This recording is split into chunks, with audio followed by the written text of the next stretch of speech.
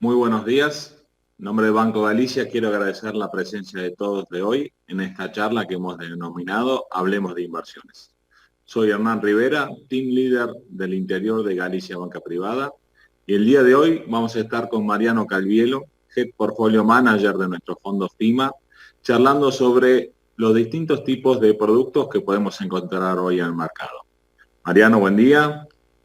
¿Qué tal? Buen día, ¿cómo están? ¿Cómo andamos? Mariano, quizás la mayoría de la gente hoy se está preguntando, vemos al gobierno tratando de controlar el dólar y empezó a hacer subir las tasas y empezar a aparecer nuevos productos en pesos. Si podemos, nos podés contar un poquito más o menos por qué este tema de las tasas y qué productos empiezan a aparecer hoy.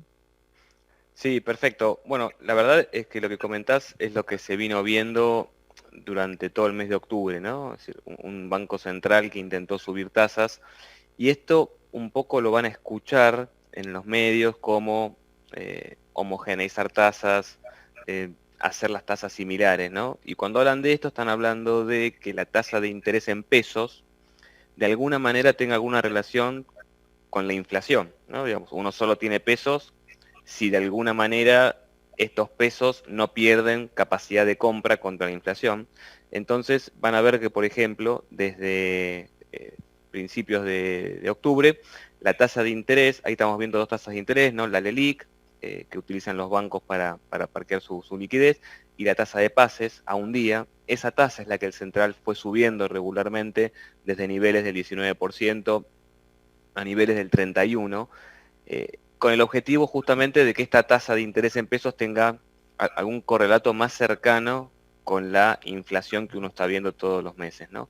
Ahora, ¿esto por qué se generó? Bueno, obviamente cuando se endurece el cepo y uno, digamos, hay menos chance de obtener dólares, lo que se vio es que ese exceso de pesos, en un contexto en el que el gobierno estaba emitiendo mucho como consecuencia de la pandemia, ese exceso de pesos no tenía salida, no tenía aplicaciones, entonces lo que se vio fue tasas de interés bastante bajas, como consecuencia de que todos los pesos se intentan reinvertir en las alternativas que hay, y una variable que actuó como buffer o como liberador de la presión, que son los dólares paralelos, ¿no? Digamos, que subieron bastante durante estos últimos tiempos. Entonces, en este intento de homogeneizar las tasas con la inflación, obviamente las tasas del cual se parte la economía fueron subiendo y eso tuvo un correlato en, como podemos ver, en las tasas de interés de los instrumentos más cortos que emite el Tesoro ya en este caso, ¿no? Esto es simplemente las letras de descuento del Tesoro, que son letras que no pagan un interés puntual, sino que se operan por descuento de precio, es decir, se operan cuando vence valen 100 y uno las opera a menos de 100 durante su vida útil y la diferencia de precio contra el vencimiento te genera la TNA de rendimiento, ¿no? Entonces, como pueden ver, el 8 de octubre, por ejemplo, las tasas más cortas estaban a niveles del 27%, la tasa más larga en 36%, digamos, y esto fue subiendo regularmente hasta niveles actuales, que estamos entre 34 y 35% para lo más corto, y niveles de 40 para el tramo más largo, que son casi 180 días, 200 días. Acá se nota el impacto de la suba de tasas en las tasas en pesos, con este objetivo de hacer los pesos más atractivos para tener, ¿no? Obviamente, eh, esto generó también que nosotros solemos decir que el mercado de pesos se encuentra de alguna manera regularizado después del reperfilamiento de agosto del año pasado, en el cual, como pueden ver en el gráfico de la izquierda, el volumen operado diario de este tipo de productos en marzo era casi inexistente, 180 millones de pesos por día, y cómo fue creciendo este volumen negociado hasta los niveles actuales, ¿no? Que la verdad es que son niveles que permiten operar, permiten tener liquidez, y se está volviendo o se ha vuelto ya a un periodo más normal de los activos en pesos, independientemente de la tasa de interés, ¿no? Que sea o no una tasa de interés que el inversor considere que es redituable o no, pero ya por lo menos la operatoria se encuentra más regularizada, y en el gráfico de la derecha podemos comparar en la industria de fondos específicamente, que somos uno de los grandes compradores de activos en pesos, de casi no tener posición comprada en marzo 2020, solamente 600 millones de pesos, hoy ya está pesando bastante más en la industria, casi 94.000 millones de pesos, aunque es solo el 5% aún de la industria. Digamos, es una participación chica, que ha crecido, pero chica, para que tengamos términos comparables en la época de las LEVACs, ¿no? Hace varios años ya, la industria de fondos tenía invertido casi el 40% de sus activos en LEVACs. Cuando desaparecen las LEVACs y aparecen las LECAPs, que son las letras de capitalización con la cual el gobierno anterior intentó desarmar las LEVACs, eso nunca superó el 20% de ponderación. Hoy estamos en el 5%, con lo cual digo, hoy pesa muy poco a nivel industria, pero ya los volúmenes transados diariamente permiten que sea un activo que tiene precio de mercado eficiente, ¿no? Eh, En el tramo pesos también, estas las letras de descuento, ahí le agregamos un dato más que ahora se los comentamos. En el gráfico de la izquierda son los datos de rendimiento al día de ayer, actualizados. Una letra que vence a fines de noviembre rinde 35%, 36% en tasa nominal. Y si uno se va más de 100 días puede obtener 39, 40%, ¿no? Ahí la salvedad, les graficamos dos puntos en rojo que están con un círculo azul. El punto que está por arriba, lo que es una letra nueva que salió la semana pasada, se llaman LEPAS, que son letras que ajustan por la tasa de pase que yo les mostré al principio, pero de 7 días. Estas letras son un instrumento nuevo que no existía, salieron la semana pasada, ayer salieron de vuelta, se están colocando. Obviamente el mercado las va a terminar arbitrando contra una letra de descuento, pero tienen la posibilidad de ajustar por una tasa que ha venido subiendo en el pasado, ¿no? En estos últimos días, con lo cual es una alternativa más para colocar pesos a rendimientos que de alguna manera son variables y no tan fijos como una letra de descuento, por más que el mercado luego los trate de arbitrar de alguna manera, ¿no? Y en el gráfico de la derecha tenemos los activos corporativos. La deuda corporativa, en general en Argentina, se emite ajustado por tasa Butler, que es la tasa de plazos fijos mayoristas. Esta tasa Butler tiene alguna relación con las tasas de pase a un día, etcétera, etcétera, digamos, tiene alguna relación con las tasas de la economía. Hoy está a niveles de 32%, la tasa variable sobre la cual ajustan estos bonos, y como pueden ver, los bonos tienen un spread sobre esa tasa, es decir, que te pagan ese 32% de tasa Butler anual, ¿no? Más un spread. Si uno compra bonos muy cortitos, rinden 0,5 sobre ese spread, o sea que en vez de 32 rinden 32,5, y a medida que va sumando duration o sumando días hasta que venza, va mejorando el spread. Si uno se va a un año, por ejemplo, en un bono de estos, consigue la tasa Butler, 32% más un 2% o 2,5%, dependiendo del crédito, con lo cual es un mercado que, como lo pueden ver, está bastante arbitrado contra el mercado de letras del tesoro, es decir, es muy difícil que haya una disparidad muy grande. Si bien las letras del tesoro son mucho más cortas, parecería que rinden más, pero bueno, hay un tema de riesgo, que el mercado pareciera privilegiar deuda corporativa sobre deuda del tesoro, con lo cual es una alternativa adicional. Obviamente son activos menos líquidos, más complicados de operar, pero es una alternativa que hoy existe, y también, como pueden ver, cada uno de esos puntos que están graficados en el gráfico de la derecha es cada uno de los activos que están emitidos. Miren la cantidad que hay y prácticamente el pricing que tienen es bastante estable, ¿no? Con lo cual es una alternativa adicional para estar parado en pesos. Y por Sí. último, ahí siempre lo hablamos esto, Hernán, los bonos con SER, ¿no? Y la verdad que históricamente hubo pocos bonos con SER emitidos. Hoy hay muchos más bonos con SER emitidos. Cada uno de esos puntos son bonos soberanos emitidos con ajuste SER. Como saben, el SER se construye, es una serie, un índice que se construye a través de el IPC mensual que se publica, ¿no? El SER, por ejemplo, el SER que uno ve en un mes está reflejado por el IPC del mes anterior, con lo cual tiene un mes de delay entre el IPC que uno ve y cómo se alimenta la serie que ajustan estos bonos. Estos bonos lo que hacen es incorporar al capital la variación de la inflación. Es decir, que todos los días estos bonos nominalmente valen un poquito más, porque justamente incorporan en su capital este ajuste por inflación, y generan lo que se podría pensar que son rendimientos reales, ¿no? En términos de inflación. Ahora, en esto siempre, cuando hablamos, Hernán, siempre lo destacamos, ¿no? Que en general cuando uno habla de inflación, lo que está diciendo es, yo por lo pronto, por ejemplo, miren, yo lo veo distinto, es decir, no miro que la inflación me marca cuánto suben los precios de las cosas, sino que me marca cuánto menos vale el peso para poder comprar, ¿no? Entonces, cuando uno lo mira de otra forma, encontrás las causas y las soluciones posibles. Cuando uno dice, bueno, la tesis de inversión suena súper razonable, si me compro un bono a 10 años ajustado por SER, y yo sé que en 10 años voy a tener de alguna manera la capacidad de compra protegida contra la inflación en Argentina.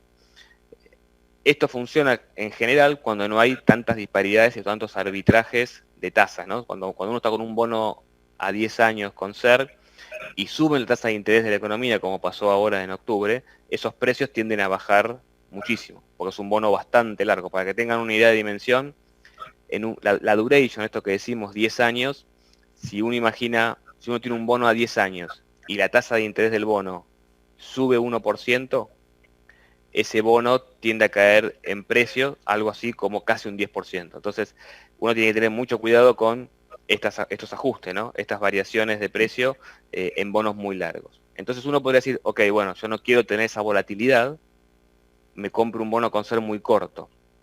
Si uno compra un bono con SER muy corto, tiene algún otro inconveniente. Eliminó el problema de volatilidad, obviamente, porque es muy corto, pero sumó otros. Digamos, yo tengo un bono que vence en abril del año pasado, del año que viene, y estoy en un contexto donde gran parte del índice IPC está con precios congelados, digamos, con tarifas congeladas, con precios regulados. Si justo desregulan los precios el mes después al que yo me vence el bono, no capturé nada de inflación.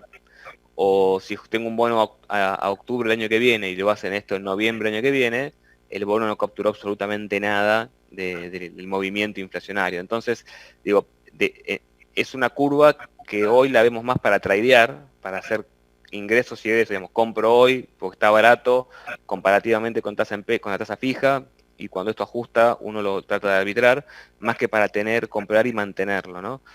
Porque justamente pasa esto, son bonos que son muy sensibles a la tasa de interés y estás en un contexto en el cual lamentablemente la tasa se mueve demasiado y tenés muchos precios regulados, ¿no? Muchos precios controlados. Con lo cual, Hernán, este es un poco un panorama de lo que hay en pesos disponibles para hoy. Sí. Mariano, te hago una pregunta y de paso le recuerdo a la gente que ahí a la derecha de su pantalla van a poder ir haciéndonos preguntas que vamos a ir tratando de responder a lo largo de la charla. Mariano, bien dijiste que muchos de esos instrumentos, algunos a veces no tienen liquidez o son de mediano y largo plazo. Entonces, ahí me surge la idea de los fondos comunes, que lo que tratan de hacer es una combinación de darme liquidez, ¿no es cierto? Y poder estar pensando tal vez en corto plazo. ¿Qué fondos hay hoy, ¿no es cierto?, que básicamente apunten a estos tipos de instrumentos? Son justamente los productos que más han crecido en el año, ¿no? Uno de ellos es el Prima Premium, que es nuestro producto conocido como el Money Market, es un producto que uno puede suscribir y rescatar en el día. En el día uno suscribe y automáticamente ve las cuotapartes y rescata y ve los fondos en la cuenta. Este es un fondo que invierte básicamente en cuentas remuneradas y plazos fijos, para hacerlo muy simple.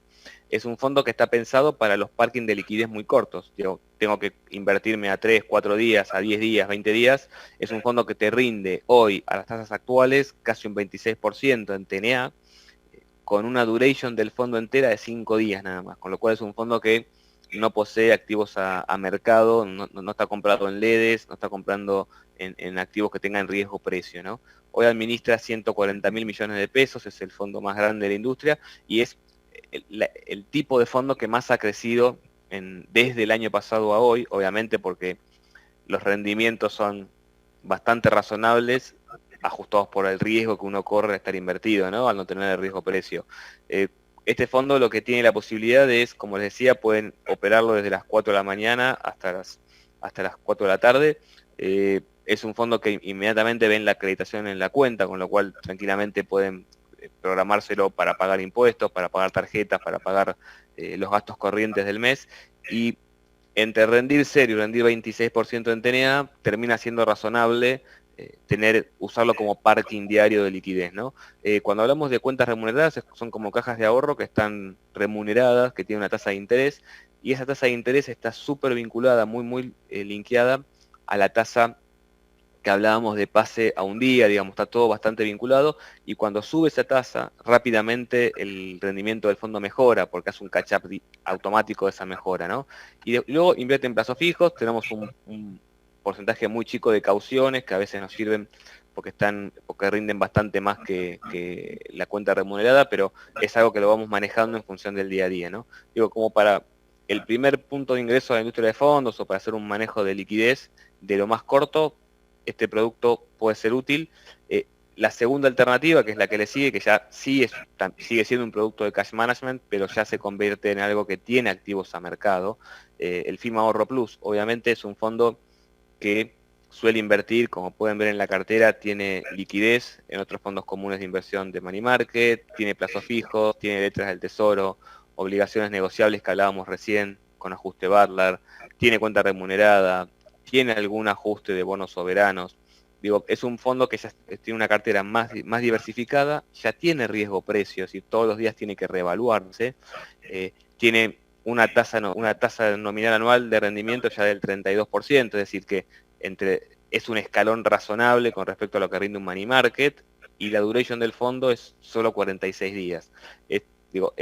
Cuando uno organiza una cartera de inversiones líquida, lo que estoy imaginando es justamente esto, ¿no? Es decir, cómo tener liquidez y que me performen bien de alguna manera los pesos. Bueno, este producto, la combinación de este producto con el money market permite armar algo así, siempre destacando lo que ha pasado, por ejemplo, en septiembre de 2018, una vez que se reperfiló la deuda. Fíjense que ahí la LELIQ pasó de 45% en rendimiento a 60%, y el fondo tuvo rendimientos negativos que en la vida de inversión del fondo se recuperaron dentro de los 30 y pico de días posteriores a esa caída. Digo, si uno ingresa en el producto con un horizonte de inversión razonable de 35, 45 días, como está hoy parado el producto, puede soportar y tolerar esos ajustes de precio, ¿no? Y lo mismo pasó en septiembre de 2019, cuando la LELIQ pasó del 60 al 75%, ¿no? Ahí la corrección fue más grande porque incluyó un reperfilamiento, digo, pero bueno, el producto está pensado para que en la duration del fondo, que son 45 días, pueda hacer esa recuperación de valor. Digo, es un mix entre los dos, ¿no? Son los dos fondos más cortos que tenemos estos. Sí. Ahí, digamos, haciendo un resumen, es como el FIMA Premium es el producto ideal para lo que es la liquidez diaria, y el Ahorro Plus vendría a competir contra un plazo fijo con tasas muy similares, pero con disponibilidad en 24 horas. Y aquel cliente que de repente quiera apostar en sí más a la parte de títulos, es decir, tal vez irse un poco más largo, ¿son estos fondos o debería ver otro tipo de fondos? Bueno, la verdad que hay muchas consultas con respecto a esto. Claramente, eh, en la oferta de FIMA hay dos productos que hacen los pesos con otro tipo de activos y tienen mayor duration, ¿no? Es el FIMA Renta Pesos y el FIMA Renta Plus.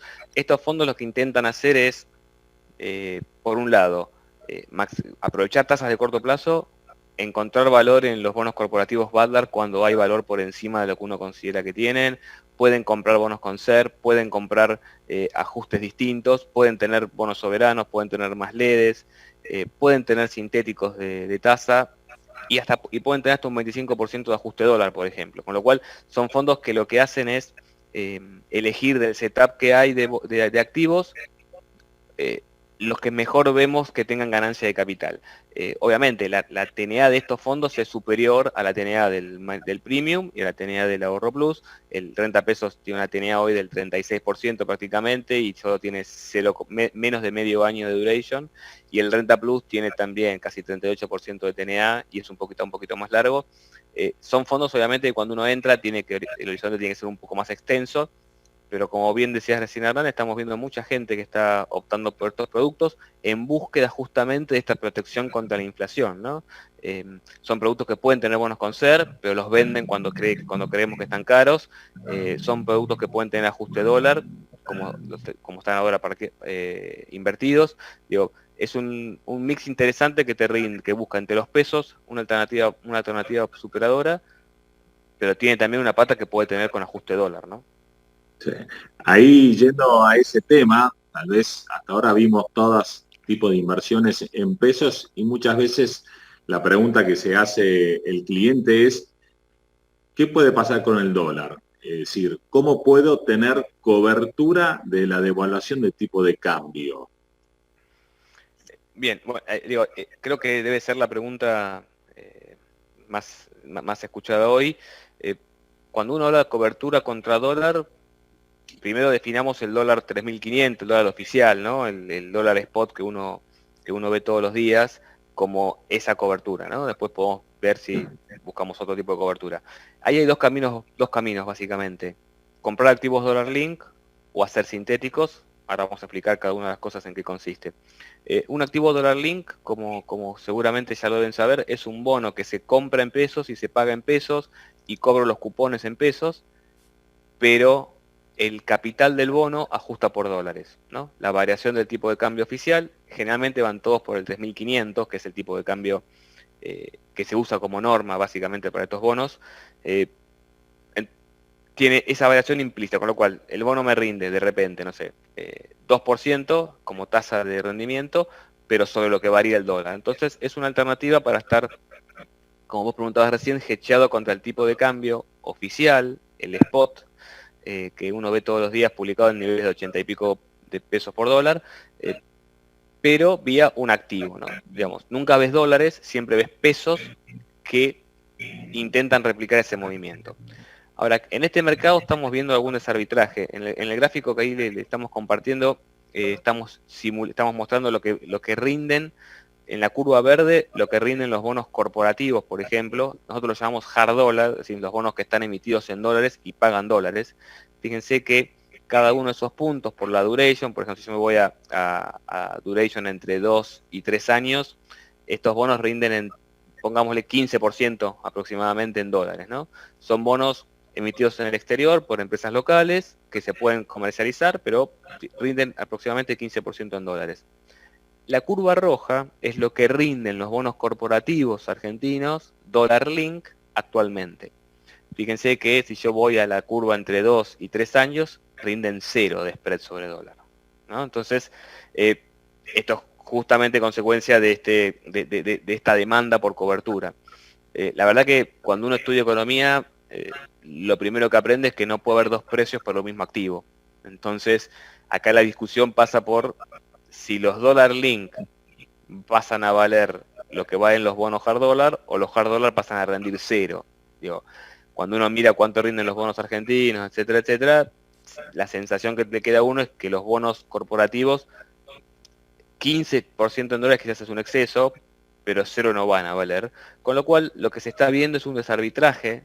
Incluso hay corporativos emitidos en este gráfico en hard dollar al mismo plazo que el dólar link y ambos rinden 1.15 y otro 0. Con lo cual, eh, hay un desarbitraje que es producto justamente de no poder acceder al dólar oficial.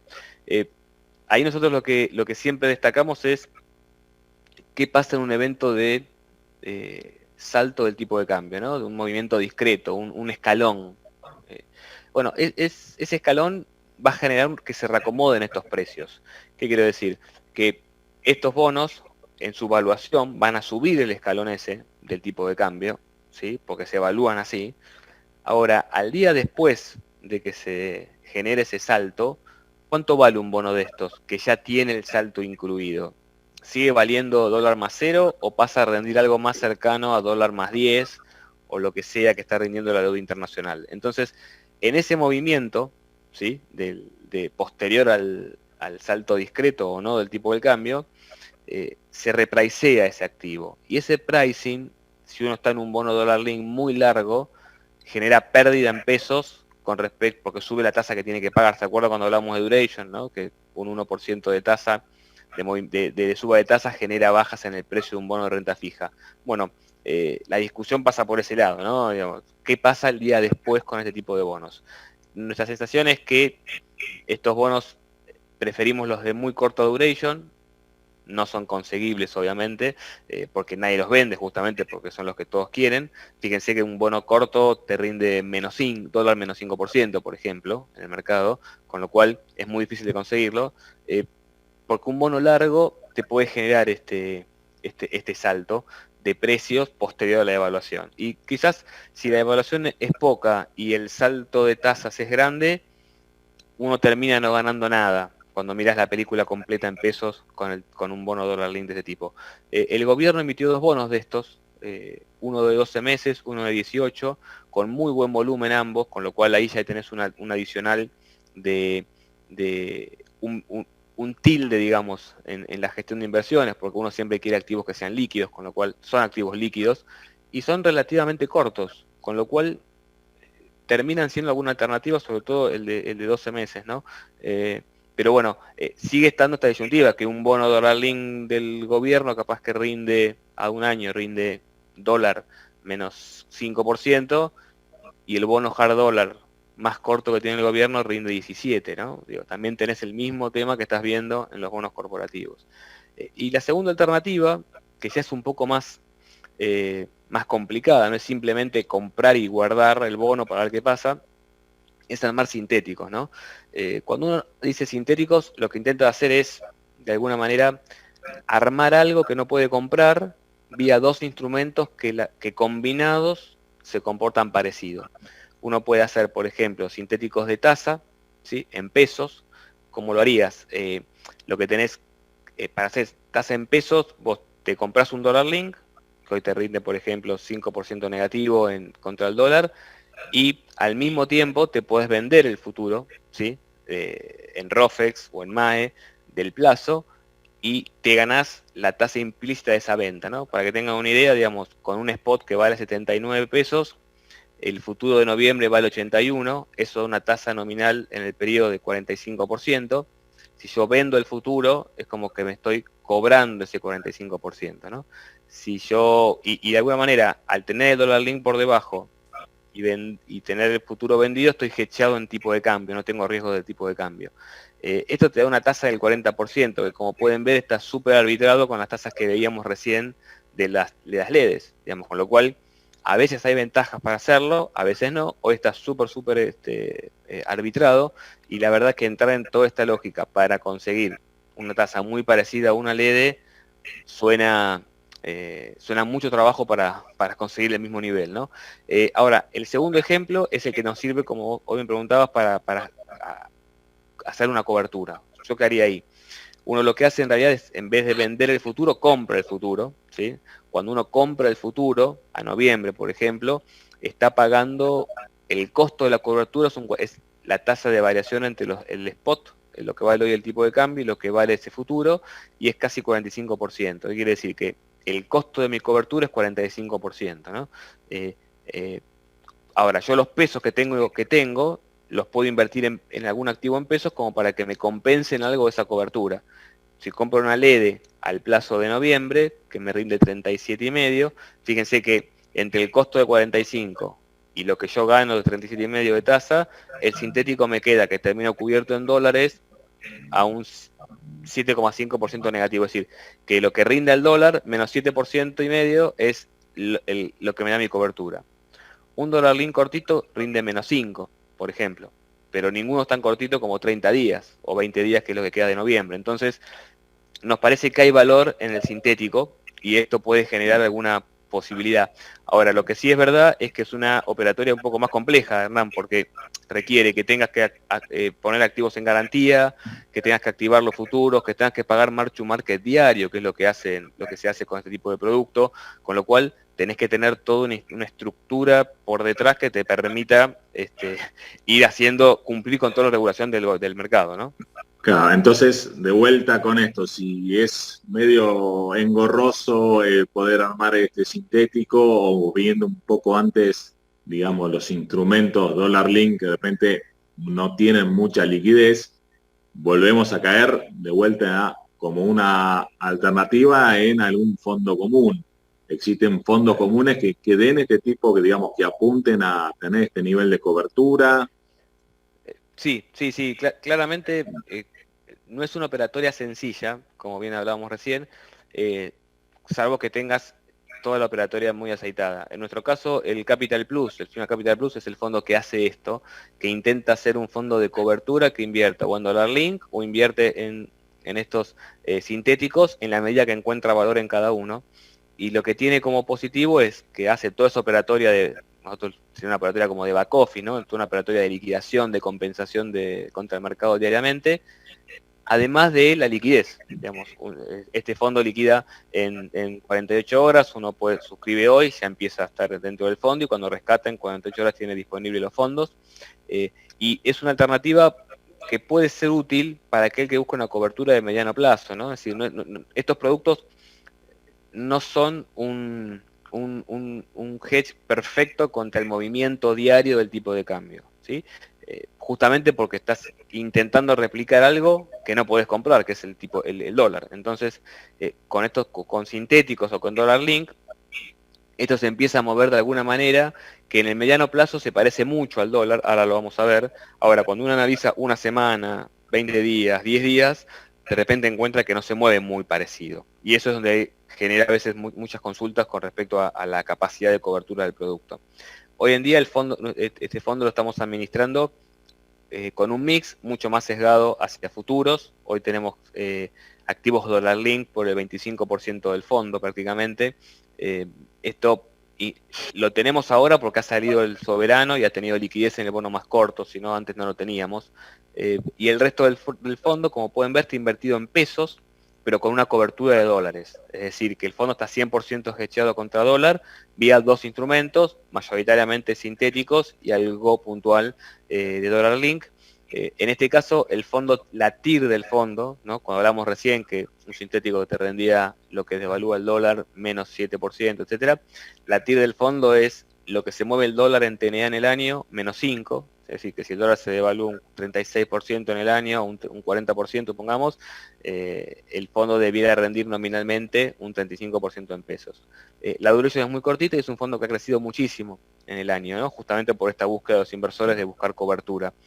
Lo que sí es un fondo que siempre me gusta remarcarlo, es injusto compararlo con la tasa en pesos. ¿Por qué? Porque uno está buscando cobertura más que tasa en pesos. Entonces, si este producto, si un producto como esto rindiese en pesos mejor que los pesos y además tuviese cobertura contra dólar, todo el mundo estaría invertido en este tipo de productos, ¿no? Digamos, porque tenés la cobertura y te rinde mejor. Entonces, generalmente cuando uno analiza este producto contra pesos, esto es como un seguro, ¿no? Que uno lo va pagando y en el momento de un evento se hace presente esa cobertura, pero hasta ese momento uno siente como que puede estar rindiendo, en este caso, menos que un ahorro FIMA Ahorro Plus, por ejemplo, ¿no? O un rentapesos. Entonces, yo lo que sí avisamos es no compararlo contra los pesos porque tiene una cobertura implícita que tiene un costo y uno está buscando eso más que el rendimiento en pesos. Entonces, por eso, simplemente para comentarles, ese es el rendimiento del año, ¿no? Y está bueno desarmarlo en bloques porque cuando uno mira el rendimiento en el año encuentra que rindió muy parecido al dólar, pero también hay que destacar que el rendimiento de enero, como pueden ver, hay una gran compresión de los activos en pesos, ¿sí? Recuerden que veníamos de un reperfilamiento en fines de agosto del año pasado, y entre fines de diciembre y principios de enero el mercado se comenzó en pesos, se comenzó a ser mucho más fluido y a mejorar de cotizaciones, y como el fondo estaba parado en sintéticos, que tenía la pata de pesos invertida, generó rendimientos muy altos, con lo cual yo en la comparación del fondo siempre intento correrlo porque es un rendimiento no repetible, entonces no es justo mostrarlo completo. El funcionamiento normal del fondo debiera ser algo más parecido a febrero, julio, septiembre, octubre. Quiero decir, donde el rendimiento del fondo, ¿no? que es la línea un poquito, la verde un poquito más clara, suele estar por debajo del movimiento del dólar, porque justamente la cobertura tiene un costo, pero se mantiene ahí en ese rango. Si yo miro el rendimiento entre febrero y julio, el tipo de cambio se movió efectivo 19,83 y el Capital Plus rindió 19,82. Digo, en términos de funcionamiento fueron periodos relativamente estables. Luego está agosto. Agosto hubo una corrección muy fuerte de la curva de futuros. Recuerden que en agosto, ya parece hace un montón esto, pero el 3 de agosto estuvo el canje, digamos, el de deuda, que en ese momento nos pareció, y digamos, súper exitoso. Eso generó mejoras en precios en esos 2 días puntuales, reducción de expectativas de inflación, digo, un montón de beneficios que durante el mes se fueron diluyendo. Parece muy raro, pero cuando uno mira los precios de los activos argentinos durante el canje a hoy, han perdido un montón de valor. Los bonos salieron emitidos a tasas del 14, del 13, se hablaba de si iban a valer 10, ¿te acordás, Amán? Digamos, 10% en TIR, bueno, están en 17, 16, digo, ese furor de agosto se vio reflejado y claro, como la expectativa de evaluatoria era menor, los fondos, los futuros bajaron, ¿sí? Ahora, los dólar link bajaron muchísimo más en ese momento y eran ilíquidos para vender. Entonces, en ese momento, si bien no rendimos tan bien como el dólar, nos sentimos conformes con cómo se comportó el producto con respecto a haber estado parado en dólar link, que es lo que hablábamos recién. Luego en septiembre esto volvió a caminar, volvió a la curva de futuros y las expectativas a ponerse de vuelta un poquito más negativas, y septiembre y octubre se vio algo por el estilo, ¿no? Con lo cual el movimiento del fondo debe ir por estos lados, ¿no? Un movimiento del dólar menos algo, sacando enero, que fue puntual y no es repetible, y lo ocurrido en agosto. En noviembre los futuros se corrigieron muchísimo los primeros días de noviembre. Ahora vamos a verlo, y eso generó que el fondo en noviembre esté de alguna manera rindiendo bastante menos que el dólar, pero lo estamos trabajando y entendemos que debiera poder converger hacia fin de mes a un rendimiento mucho más alineado con lo que venía rindiendo, ¿no? Cuando hablamos de futuros, Hernán, siempre esto lo conversamos, es importante entender cómo funciona el mercado de futuros, ¿no? Contra quién está operando uno. En el gráfico de la derecha, hoy hay dos mercados súper desarrollados de futuros, uno es ROFEX y uno es MAE. Son digamos, los dos ámbitos de negociación en los cuales uno puede operar estos futuros. En el caso de ROFEX, que es el mercado más grande por el momento, en el gráfico de la izquierda tenemos al día de ayer cuántos futuros vencen por plazo. Es decir, yo me paro al día de ayer y digo, bueno, ¿cuántos futuros hay comprados al fin de noviembre de 2020? Bueno, hay casi 2.000 millones de dólares comprados en el mercado. ¿Cuánto hay a diciembre? 1.500 millones de dólares. Digo, uno tiene 7 u 8 vencimientos habilitados y va comprando el plazo que mejor le parezca, ¿no? O que más sentido le haga. Con lo cual, como pueden ver, en general, el mercado se concentra en los 2 o 3 primeros vencimientos. Hoy estamos hablando de noviembre, diciembre y enero. Eso concentra el gran volumen.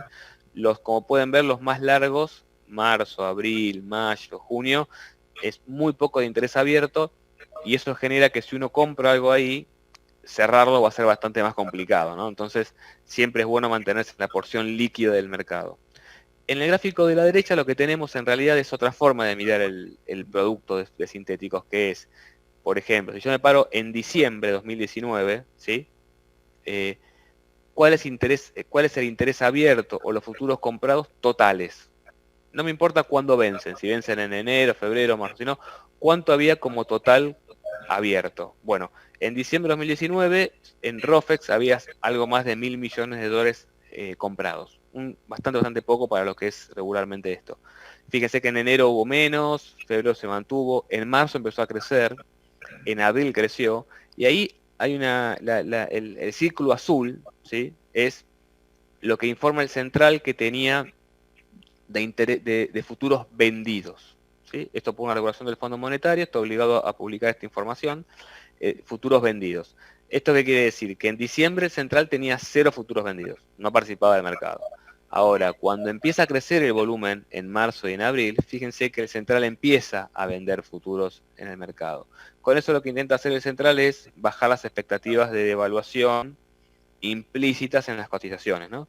Fíjense que en abril lo hizo, en mayo lo hizo, fíjense en mayo cómo salta el interés abierto, la cantidad de futuros comprados, y ahí ya empieza a jugar también MAE, que es el segundo mercado que yo les comentaba, y la línea roja, fíjense cómo va creciendo de volumen, y ya el interés abierto total ya está en 3.000 millones de dólares, en junio salta arriba de 4.500, en agosto llegó casi a 9.000 millones de dólares, y fíjense el central cómo va pesando cada vez más en el mercado, ¿no? Es decir, como que intenta operar cada vez más en el mercado de futuros. Fíjense, en septiembre el central tenía operado más de 5.600 millones de dólares de un mercado total de 7.000 y pico, con lo cual casi el 80% del mercado es contra el central.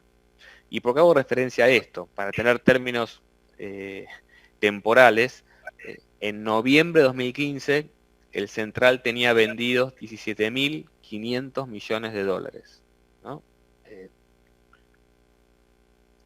Hoy tiene 5.000, o la última info que tenemos son 5.500, con lo cual ha llegado a estar vendido casi 3, 4 veces más. Hoy hay una resolución que limita a cualquier jugador del mercado a tener más de 5.000 millones de dólares operados en el mercado de ROFEX. Y ese es el límite normativo que mes a mes se encuentra el central. Por eso los primeros días del mes encontramos que los futuros suelen bajar mucho, y los últimos días del mes, si la demanda por futuros sigue, los futuros tienden a subir mucho. Digamos, hay un factor temporal súper importante entre la primera quincena y la segunda quincena. Esto lo vimos puntualmente en octubre, y en noviembre se vio todavía con mayor violencia esa corrección, ¿no? Imagínense que se operan 400 millones de dólares por día en ROFEX, y el viernes, último día hábil de octubre, se operaron 1.700 millones de dólares. El lunes siguiente, primer día de noviembre, se operaron cerca de 700 millones de dólares, y hoy ya estamos en niveles más razonables. Pero fíjense la magnitud de intervención de los 2 primeros días hábiles, ¿no? Y hoy el mercado lo que intenta descubrir es si el central ya llegó o no al tope de los 5.000 millones de dólares de intervención. Parecería que está ahí, en el tope, está cercano ahí, pero como se mueve todos los días es difícil de estimarlo, pero eso genera volatilidad en las cotizaciones. Por eso ven que el Capital Plus rinde relativamente mal los primeros días de los meses y mucho mejor los últimos días, ¿no? Digamos, eso es como que replica un poco el mercado de futuros. Esto es simplemente el resumen del capital y del mercado más importante en el que opera, ¿no? De futuros. Sí. Ahí, Mariano, y justo que estamos hablando de cobertura, una pregunta que nos hacen es respecto de los CDRs. Si podemos comentar un poquito qué son los CDRs y qué cobertura nos da un CDR. Bueno, cuando comenzamos con los dólares, Hernán, hablábamos de cobertura contra qué, ¿no? Si era contra el tipo de cambio oficial u otro. Bueno, los CDRs justamente es una cobertura que te permite de alguna manera seguir la evolución del dólar paralelo vía un activo que está invertido en un subyacente de acciones en el exterior. ¿Cómo funciona esto? Digamos, primero que son activos, el CEDAR es un activo que está autorizado con oferta pública en Argentina, ¿no? Cuando el subyacente, no. Por ejemplo, una acción de Apple, yo no la puedo comprar localmente directo, porque no está habilitada localmente, pero sí el CDR de Apple. ¿Esto qué significa, no? ¿Qué es el CDR? Es como un certificado de depósito que me da alguna propiedad o algún derecho de tenencia sobre acciones que están depositadas por aquel que me da el certificado de depósito. Es decir, el banco colocador del CDR tiene las acciones genuinas, en este caso Apple, Google, la que uno quiera, Tesla, la que sea, en el exterior, y contra esa tenencia emite certificados que se pueden negociar localmente. Entonces uno es como que pueda comprar vía ese certificado el papel del exterior. ¿Y en cómo se compone el precio de un CDR? El precio de un CDR se compone de 2 cosas. Lo que vale el activo afuera, el ratio de conversión, que ahora lo vamos a comentar, y el tipo de cambio implícito que existe entre un peso local acá y un dólar afuera, ¿no? Que vendría a ser muy similar al lo que uno conoce como contado con liquidación o dólar implícito financiero. Cuando digo esto de los ratios es importante porque hay acciones en dólares que valen un montón en pesos. Digamos, una acción de Apple que vale, no sé, $350, en pesos es enorme la cantidad de pesos que uno tiene que poner para comprar una acción. Entonces, los CDRs tienen ratios. En el caso de Apple, por ejemplo, uno tiene que comprar 10 CDRs para tener una acción, pero eso permite que sea más atomizado el precio de un CDR, ¿no? Entonces, si vemos un ejemplo ahí, esto es un ejemplo teórico, un ejemplo práctico de hace varios meses, ¿no? Cuando el FX estaba a 108, pero fíjense que el precio de un CDR local parte del precio en dólares de Apple por el ratio y los pesos que yo veo localmente que va desde CDR, me da el tipo de cambio implícito, digamos, con lo cual yo tendría que comprar 10 CDRs de Apple para tener una acción de Apple. Pero, de nuevo, puedo comprar, hay un montón de CDRs, y lo que es importante también, más allá de lo que pasa con el valor del tipo de cambio, es la liquidez de los CDRs. Fíjense, en este gráfico le mostramos el volumen operado por día de acciones locales contra CDRs. Las acciones locales operan cerca de 1.000 millones de pesos por día, y los CDRs tienen volúmenes que van de 1.500 a 2.500 millones de pesos por día, con lo cual es un mercado que se ha hecho súper eficiente. Hay un montón de operadores, hay un montón de precios y hay un montón de CDRs nuevos que antes no estaban, con lo cual me parece que es una alternativa súper válida, siempre teniendo en presente que uno entra en mercado de acciones, ¿no? Uno está haciendo esto con equity debajo, es decir, el mismo equity que en Estados Unidos recuperó fenomenalmente después de marzo de la pandemia, cuando se desató la pandemia, es el mismo equity que en marzo tuvo una corrección brutal. Entonces tenés dos componentes, ¿no? No lo miraría como algo de corto plazo, lo quiero decir, lo miraría como algo más de largo plazo porque tiene acciones metidas por debajo. Sí. Entonces ahí la pregunta que uno se puede hacer es si me sirve como un instrumento de cobertura. El Capital Plus no lo veo que tenga este tipo de instrumentos. No, el Capital Plus no, porque es un producto que está orientado a cobertura contra el tipo de cambio 3.500, ¿sí? Y renta fija. Hay otro producto que hoy que también está funcionando bastante bien por suscripciones de clientes, que es el FIMA Mix, que esto lo hemos hablado en algún momento, Hernán. Este producto lo que hace ya es un mix, ¿no? Primero que es un producto de renta mixta, es decir, tiene renta fija como tiene el Capital Plus, pero tiene CDRs que son renta variable, con lo cual ya el horizonte de inversión definitivamente es más largo el horizonte de inversión de un Capital Plus. Este fondo lo que hace es 75% una cartera similar al Capital Plus, muy parecida, quizás tiene un poquito más de duration porque es un fondo que resiste más volatilidad, y el 25% máximo lo podemos tener, esto es regulatorio, ¿no? El 25% máximo lo podemos tener en CDRs.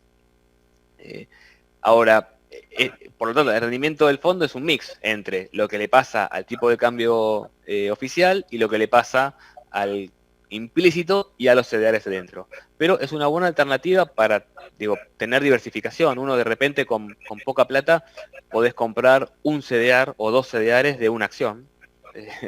Y con poca plata en un fondo te compras una cartera atomizada. Por ejemplo, hoy el fondo tiene posiciones en AT&T, Banco de América, Intel, JP Morgan, Mercado Libre. Tenía posición en Pfizer, Amazon, Coca-Cola, digamos. Tenés un montón de empresas que están elegidas justamente por los portfolios del producto para que acompañen el ciclo económico de Estados Unidos, ¿no? Eso da para seguramente charlas futuras, pero hay factores que hacen que las acciones sigan cierto ciclo. Bueno, el fondo lo que intenta hacer es una especie de factor investing, que es invertir en aquellos factores que acompañan el momento del ciclo en que se encuentra la economía americana. Bueno, esto es un poco lo que replica y es una buena forma de tener exposición a un montón de CDRs, ¿no? No podemos tener un fondo que sea 100% CDRs por regulación, pero lo mejor que se puede hacer es este 25, que es lo que estamos haciendo hoy, ¿no? Sí, sí. Y si yo te tuviese que pedir una recomendación, Mariano, pero digamos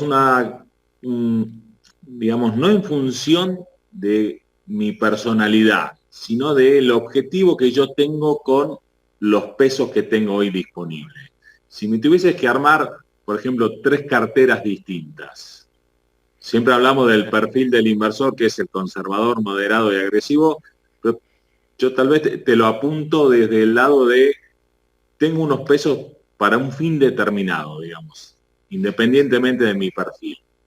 Sí, mira, la verdad es que es la pregunta, ¿no? Porque cuando uno habla de perfiles, en general, a ver, me pasa a mí también, uno suele ser mucho más conservador de lo que cree. O sea, cuando uno dice, no, bueno, yo estoy para comprar ciertas cosas, cuando los precios van para abajo, ahí se revela el real perfil de cada uno, ¿no? Entonces está bueno esta forma de verlo por objetivo de la inversión, porque ya es como que te corres vos del centro y pones el foco en qué querés lograr. Y cuando vos te pones en qué querés lograr, las alternativas son más claras. Entonces, ahí, mira, hoy claramente el fondo, digo, pensamos lo siguiente, ¿no? Es decir, con tasas al alza hay un costo de oportunidad mucho más alto de los pesos quietos. Es decir, cuando uno, si la tasa fuese cero, uno podría decir, tener la plata a la vista no me genera costo de oportunidad porque no la puedo invertir. Ahora, con tasas subiendo, con inflación de alguna forma caminando, con un tipo de cambio volátil, hay un costo oportunidad de tener pesos. Entonces, si uno, digamos, si uno quisiera estar parado con la liquidez transaccional, cuando uno habla de carteras de inversiones suele pensar en derivados, ¿no? En lo más profesional que hay, ¿no? ¿Qué derivados comprarías? Y la realidad es que el trabajo empieza por hacer eficiente la caja. Digamos, ningún fondo de los nuestros o ningún inversor no arranca el día mirando la caja. Entonces, cuando la caja que uno tiene que mantener desde muy corto plazo, entre que te rinda nada y que te rinda algo, ya es un salto enorme en la cartera. Por eso, el primer ejemplo que vos me preguntabas es para aquellos que buscamos liquidez. Mira, yo tengo pesos transaccionales. Soy un individuo que tengo que pagar a mitad de mes una tarjeta, el colegio de los chicos, los gastos corrientes. Bueno, esos pesos, mientras tanto, obviamente yo no quiero enfrentar una pérdida de capital, porque son gastos que tengo fijos, con lo cual, en ese sentido, priorizaría activos o fondos que no tengan esa capacidad de pérdida de capital o que esté acotada.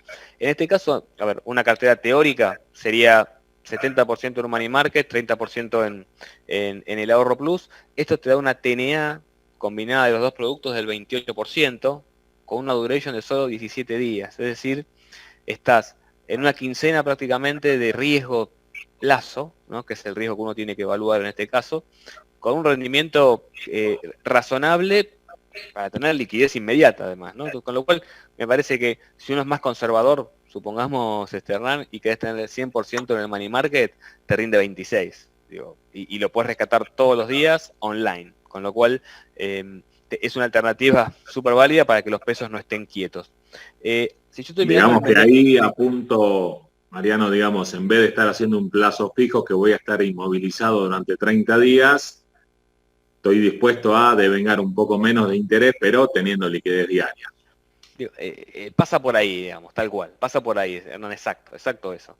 Eh, Ahora, si yo, como me contabas recién, quiero un poquito más largo, suponete que quiero, estoy pensando en 3, 4 meses, 2 meses y medio, bueno, ahí ya tengo que tener en cuenta otras cosas, ¿no? Tengo que tener en cuenta qué va a pasar con las tasas, qué va a pasar con el tipo de cambio.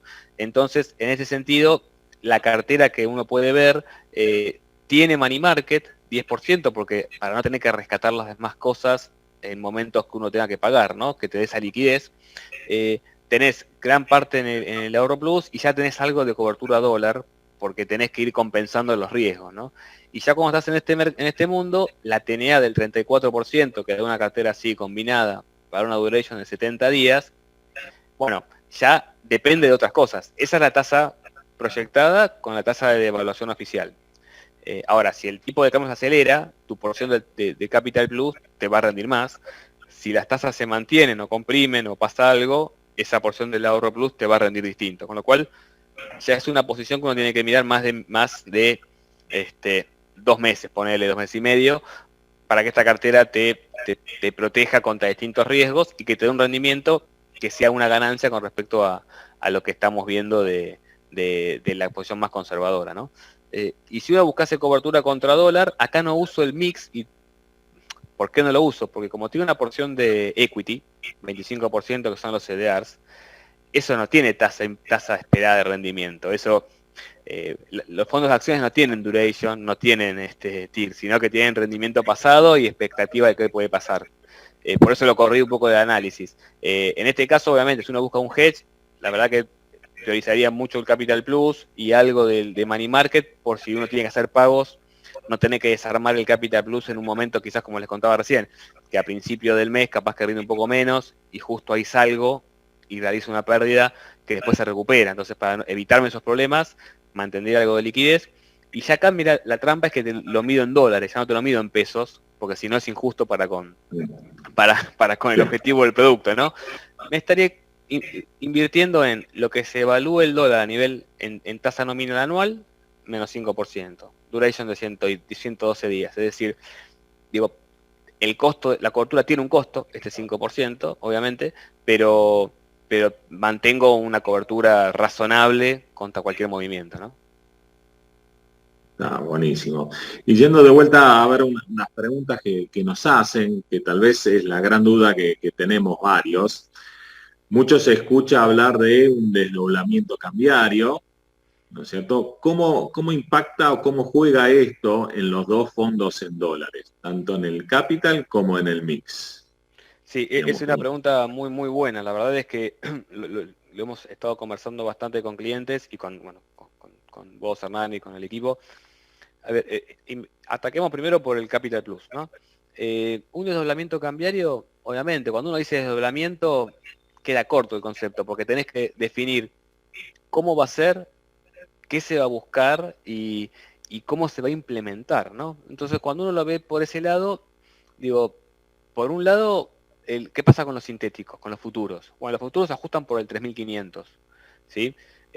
Con lo cual, ese 3500 da la sensación de que podría llegar a ser algo parecido al dólar comercial sobre el cual funcionaría la transaccionalidad interna de la economía, ¿no? Con lo cual, en ese caso, es posible que los sintéticos no capturen lo que pase con el dólar financiero, que hoy tampoco lo capturan, porque el dólar financiero está 150 y el 3500 comercial está en 80 y pico.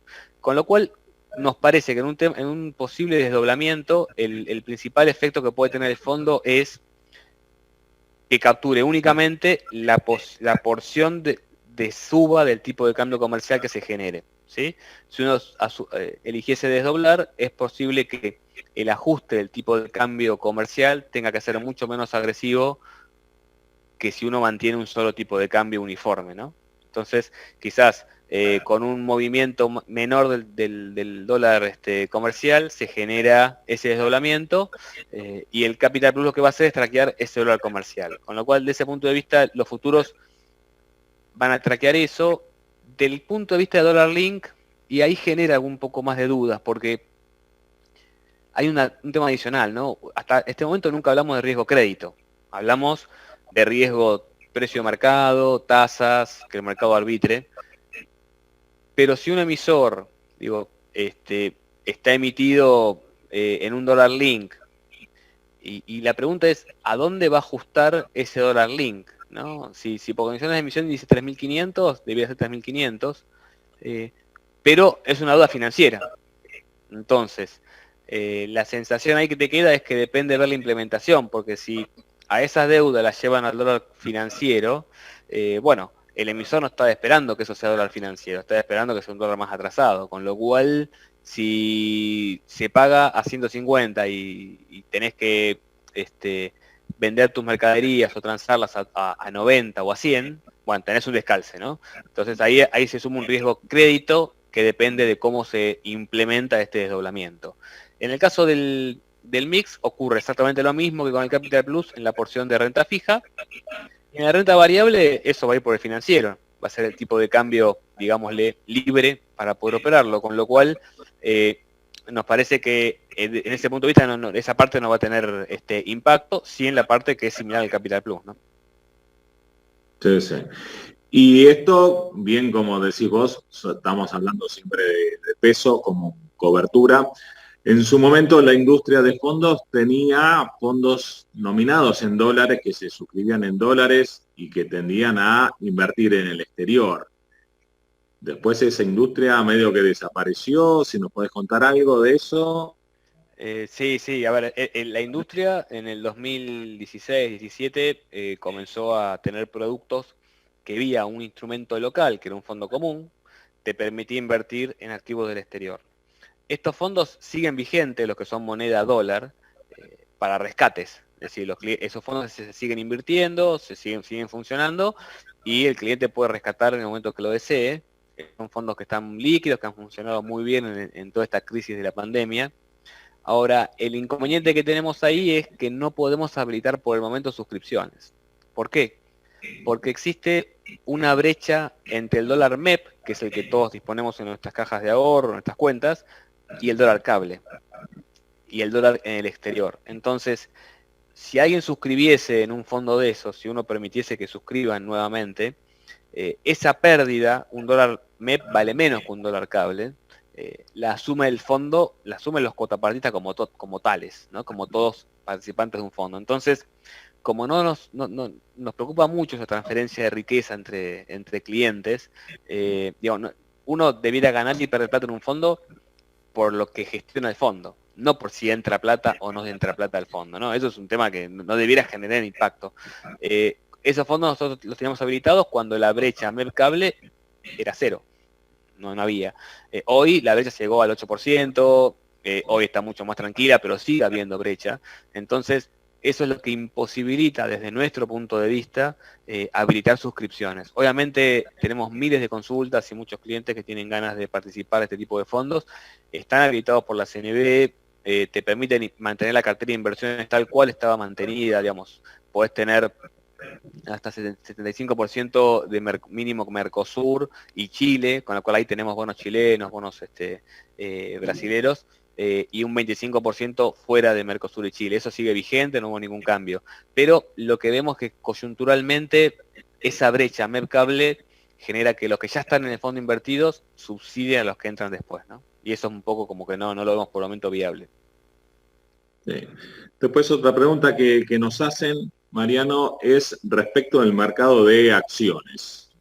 Muchos leemos diariamente que las acciones están muy baratas, que están muy retrasadas y desde hace 2 meses, y si lo comparamos medido en dólares respecto a un año, es como que están regaladas, ¿no? ¿Cuál es el view de ustedes respecto del equity argentino? Mira, la verdad que es súper complicado, ¿no? Porque uno, cuando mirás los precios en términos históricos, uno tiende a pensar, che, pero esto no puede valer esto tiene que recuperar, ¿no? Y ahí es donde uno puede caer en la trampa de que las cosas se repiten. Digo, a mí me gusta pensar que las cosas valen lo que son. Es decir, si hay gente operando esto, trabajando, inversores profesionales, etcétera, el precio es el precio que limpia el mercado. Digo, con esto vuelvo a la parte más de economía. Eh, un mercado está en equilibrio cuando el precio limpia el mercado. ¿Qué quiero decir? Que no hay compradores que no puedan comprar ese precio ni vendedores que no pueden vender ese precio, ¿no? Y el precio de los activos termina marcando eso. Entonces, por un lado, digo, lo que vale hoy las acciones y es lo que el mercado considera que vale. Sí podemos conversar si el mercado está por demás pesimista o no. Entonces ahí ya entra el view personal de cada uno. En ese sentido, digamos, ahí lo hablamos siempre con el equipo, somos un equipo de 8 portfolios, ¿no? Claramente la visión siempre es de conjunto, tenemos comité de inversiones donde se definen los pasos a seguir, digamos, no hay una apuesta personal en la gestión de los fondos. Nos parece que Argentina de alguna manera, una vez que limpió el horizonte de vencimientos soberanos con el canje, la sensación de que Argentina podía tener un mejor recorrido, pero acotado a las decisiones que se tomasen macro. En ese sentido, digo, la imposibilidad de las empresas de pagar deuda en el exterior, etcétera, eso genera ruido en el mundo corporativo y claramente se vio en las cotizaciones de los activos internacionales, las acciones, básicamente. Obviamente, creemos que de mediano a largo plazo, ¿no? Una alternativa de largo plazo, las acciones pueden tener un recorrido favorable. Es claro por dos motivos. Porque primero, porque también tienen algún componente que ajusta por tipo de cambio, ¿no? De alguna forma son una buena alternativa que ajusta por la inflación, porque las empresas venden y esos precios ajustan por los precios y por la inflación real y por el tipo de cambio. Entonces, nos parece que en este contexto tienen un recorrido, es muy difícil el timing de mercado, porque subieron un montón en el exterior, por ejemplo, los ADRs, y la verdad es que cuando uno mira, cuesta encontrar el driver que gatilló eso, ¿no? Porque la realidad sigue siendo una. Con lo cual, para ser breve, me parece que en el view que tiene uno pesa mucho la subjetividad de cómo lo ve para adelante. Obviamente son precios que suenan interesantes puntos de entrada. Uno tiene que saber que esta película puede demorar mucho tiempo, ¿no? No es una posición de trading, sino que es una posición que si uno hoy considera que tiene que entrar o que va a entrar, nos parece que son posiciones de largo plazo. Cuando nos juntamos con clientes para conversar, obviamente explicamos esto, es un muy buen punto de entrada, pero es una inversión para mirar de acá a un tiempo largo, ¿sí? Y en el medio no tomar decisiones, hay que ser resiliente, ¿no? Es decir, uno tiene que soportar las bajas que vengan, y seguir con esa visión de mediano a largo plazo. Pero claramente hoy, lo que pasó los últimos días, también te llega a preguntar cómo se mueve el mercado internacional, ¿no? Digamos, qué vieron, qué ven, cómo lo están manejando, quién es el comprador, si son compradores de largo plazo o son compradores de trading que lo ven barato y lo venden después, porque uno cuando entra está sujeto a lo que hagan los demás, ¿no? Entonces, me parece que es una visión, sí, de largo plazo, el equity argentino. Está bien. Y Mariano, la verdad que son muchísimas las preguntas que nos van llegando. Creo que la gran mayoría la fuimos contestando en la charla. Como última pregunta te diría, ¿cuál es el view que tienen respecto del dólar? ¿No es cierto? Y si recomiendan el tema de seguir, digamos, en el mix en función del mercado americano. Todas buenas preguntas, Hernán. A ver, ¿qué pensamos del dólar? La verdad que yo ahí los invito a pensarlo distinto. Eh, los invito a pensar, uno no sabe qué va a pasar y uno tiene que elegir el nivel de riesgo que quiere correr, ¿no? Digo, si uno considera que tiene que tener ajustes, que tiene, no sé, pasivos ajustan por dólar o quiere estar echado contra el dólar, la cobertura que tome va a ser siempre correcta, porque es el objetivo que uno tiene en su cartera, como hablábamos recién, ¿no? Los objetivos, a dónde estás buscando valor o de qué te querés cubrir.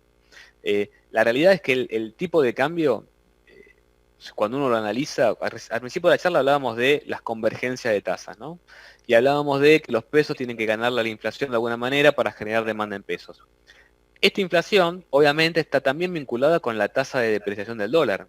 Es la tercera tasa que entra en el análisis del equilibrio general que uno trata de buscar como economista, trata de buscar el equilibrio general, ¿no?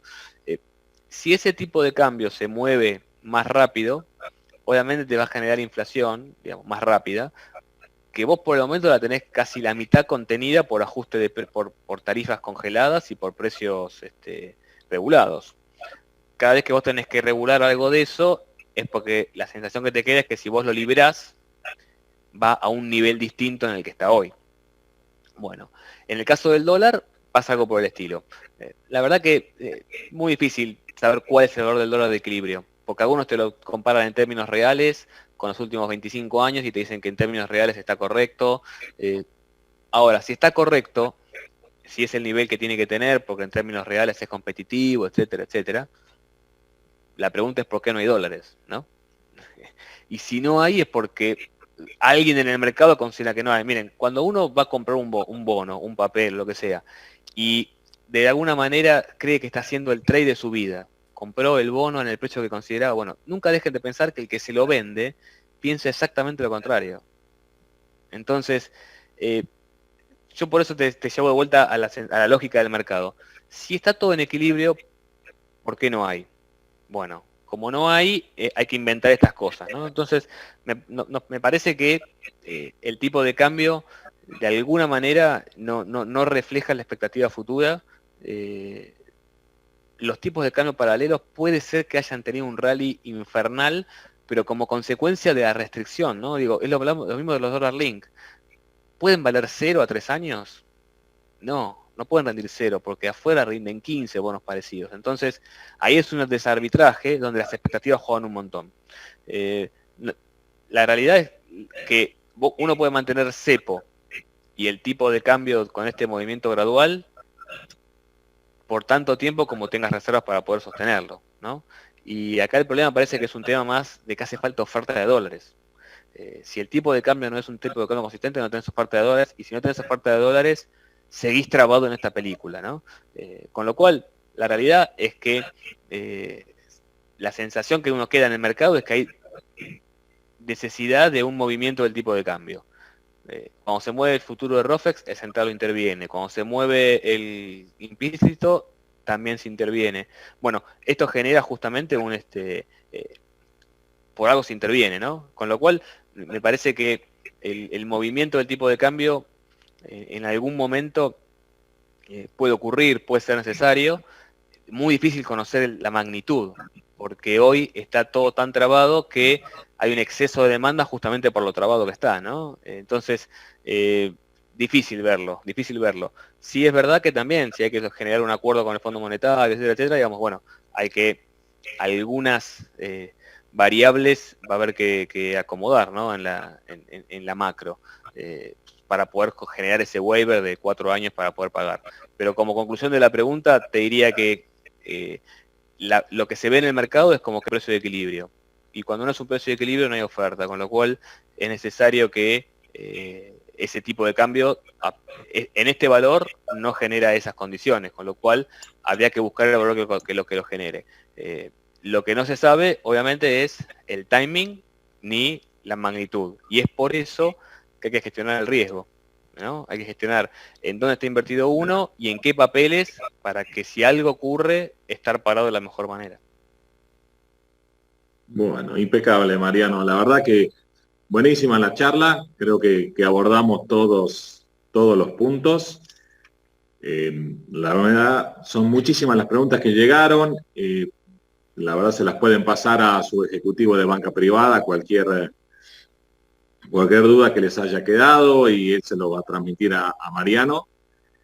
Al lado derecho ahora les va a aparecer una pequeña encuesta que nos encantaría que la contesten para poder ir mejorando todo el tiempo estas charlas que vamos generando. Y nada más que palabra de agradecimiento, Mariano. Muchísimas gracias por tu tiempo. Muchas gracias, la verdad que siempre un gusto charlar, Hernán, y con los clientes. Así que bueno, quedamos en contacto por cualquier duda. Sí, señor. Y a la gente recordarles que volviendo a entrar al link de esta charla, van a poder verla nuevamente, va a quedar grabada ahí en ese link. Así que si se perdieron alguna parte, pueden volver y entrar ahí. Y nuevamente agradecerles la presencia y los estaremos invitando para una próxima charla de Hablemos de Inversiones. Muchas gracias.